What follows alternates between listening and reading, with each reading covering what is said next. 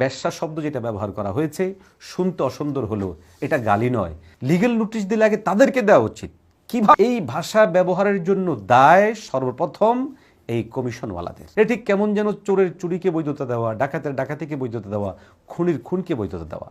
আসসালামু আলাইকুম। দেশে এখন সবচেয়ে আলোচিত বিষয় হচ্ছে হেফাজত ইসলাম নারীদেরকে বেশ্যা বলেছে, মহাসমাবেশ করে দেশের সমস্ত নারীকে বেশ্যা বলেছে। এই জন্য কিছু নারী এনসিপির এবং ভিন্ন জায়গায় 6 জন নারী তারা লিগ্যাল নোটিশ দিয়েছে। আশ্চর্য কথা, সমস্ত নারীদেরকে হেফাজত ইসলামের নেতৃবৃন্দ বেশ্যা বলবেন কিংবা কোনো আলেম বেশ্যা বলবেন, সেটা কিভাবে কল্পনা করে? অথচ গোটা দেশ কাঁপিয়ে দেওয়া হচ্ছে যে আলেমরা সবাইকে বেশ্যা বলে ফেলেছে। আচ্ছা, একটু করে কি মাথায় আসে না যে এই পয়েন্টটা কেন আসলো, কি জন্য এসেছে?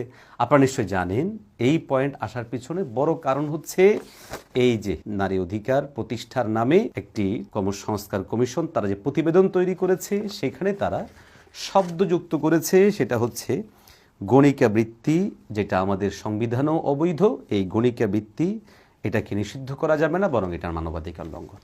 এখন এই গণিকা বৃত্তি কি? গণিকা বৃত্তি বলতে কাদেরকে বোঝানো হয়েছে? খুব সহজ কথা, গণিকা বৃত্তি বলতে বোঝানো হয়েছে যারা যৌনকর্মী, তাদের ভাষায়। এখন যৌনকর্মী কারা?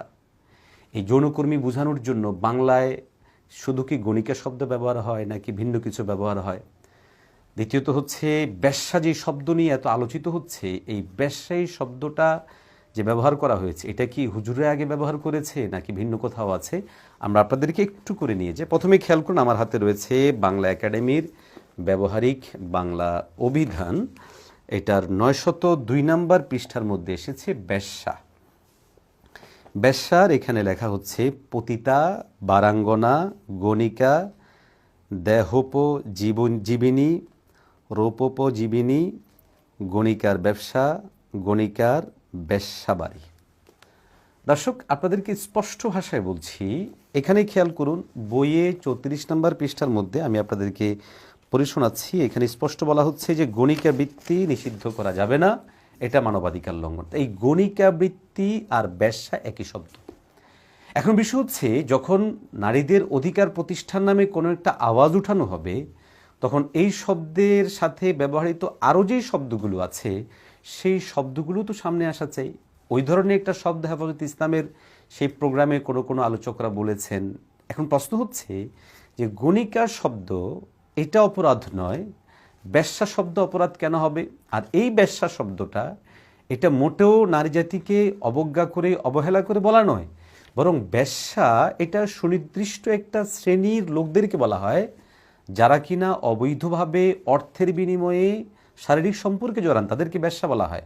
আপনি যদি গুগলেও সার্চ করেন একই জিনিস পাবেন। আমি বাংলা অভিধান থেকেও দেখালাম যে কাদেরকে বেশ্যা বলা হয়।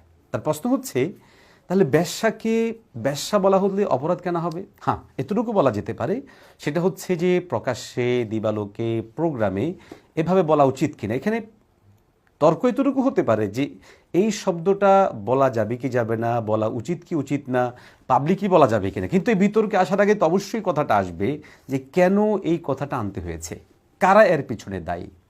গণিকা বৃত্তি দিয়ে আপনারা লোকদেরকে ভুল বুঝিয়ে দিবেন এবং যৌনকর্মী সাব্যস্ত করে এটাকেও একটা কাজ সাব্যস্ত করবে। এটা ঠিক কেমন যেন চোর চুরির অধিকারে মাঠে নামার মতো হলো, ডাকাত ডাকাতের অধিকারে মাঠে নামার মতো হলো। ঠিক ব্যাপারটা কেমন যেন এরকম হয়ে গেল। চুরি এটাকে শুদ্ধ ভাষায় বলি চৌর্যবৃত্তি। এখন এই চৌর্যবৃত্তি তো কেউ বুঝবে না। এখন আমি যদি সেটাকে চুরি বলি অথবা এই অধিকারের নামে, আপনারাই বলুন তো, যদি কেউ মাঠে নামে যে আমরা চোরদের অধিকার প্রতিষ্ঠা করতে চাই, কারণ এদেশে বহু মানুষ এমন আছেন যারা চুরি করে, তাহলে কেউ যদি চোরের অধিকার বাস্তবায়নের নামে মাঠে নামে আর সেটা বলে যে চৌর্যবৃত্তি, এটাকে মানবাধিকার বিরোধী সাব্যস্ত করা যাবে, এটাদের অধিকার, তখন আমরা যদি বলি যে এই চোরেরা অথবা যারাই আন্দোলন করছে তারা চোরের দল, তারা চোরের গোষ্ঠী, তখন সেটা ভুল হবে। আমার প্রশ্ন হচ্ছে যে এই ভাষা ব্যবহারের জন্য দায় সর্বপ্রথম এই কমিশনওয়ালাদের, যারা সুস্পষ্ট সাংবিধানিকভাবে নিষিদ্ধ, দেশের জন্য, জাতির জন্য, মানবতার জন্য, মানবাধিকারের জন্য ক্ষতিকর একটা জিনিসকে বৈধতা দেওয়ার জন্য অগ্রসর হয়েছে, তারা এর জন্য স্পষ্টভাবে দায়ী। লিগ্যাল নোটিশ দিলে আগে তাদেরকে দেওয়া উচিত। কিভাবে সম্ভব একটি সাংবিধানিকভাবে নিষিদ্ধ জিনিসকে বৈধতা দেওয়ার জন্য তারা সেখানে উঠে পড়ে লেগেছে? সেটাকে কাজ হিসেবে স্বীকৃতি দেওয়ার জন্য লেগেছে। এটা ঠিক কেমন যেন চোরের চুরিকে বৈধতা দেওয়া, ডাকাতের ডাকাতিকে বৈধতা দেওয়া, খুনির খুনকে বৈধতা দেওয়া। যারা লিগ্যাল নোটিশ দিয়েছেন তাদের হয় পড়াশোনা নেই অথবা তাদের কোনো এই সমস্ত বিষয়ে ধারণা নেই। আমরা স্পষ্ট ভাষায় বলছি যে যারা বাংলাদেশে পতিতালয়ের সাথে যুক্ত আছে সমস্ত পতিতালয়গুলো নিষিদ্ধ করা হোক। এই কাজের সাথে যারা যুক্ত আছে তাদের সকলকে রাষ্ট্র নিজ দায়িত্বে এনে তাদেরকে স্বাভাবিক জীবনে ফেরত দেওয়া হোক। আমরা পতিতালয়গুলোতে খবর নেওয়া হোক, বেশ্যালয়গুলোতে খবর নেওয়া হোক, বহু নারীকে সেখানে বিক্রি করা হয় টাকার বিনিময়ে, বহু মেয়েদেরকে সেখানে জোরপূর্বক রাখা হয়েছে যে শুধুমাত্র টাকার বিনিময়ে তাদের জীবনকে ধ্বংস করে দেওয়া হচ্ছে। অতএব রাষ্ট্র উদ্যোগ গ্রহণ করুক, পতিতালয়গুলো বন্ধ করে দেওয়া উচিত। বেশ্যা শব্দ যেটা ব্যবহার করা হয়েছে শুনতে অসুন্দর হলেও এটা গালি নয়, এটা সুনির্দিষ্ট একটি শ্রেণী পেশার লোকদেরকে বোঝানো হয়ে থাকে, যেটা বাংলা অভিধান থেকেও দেখানো হলো।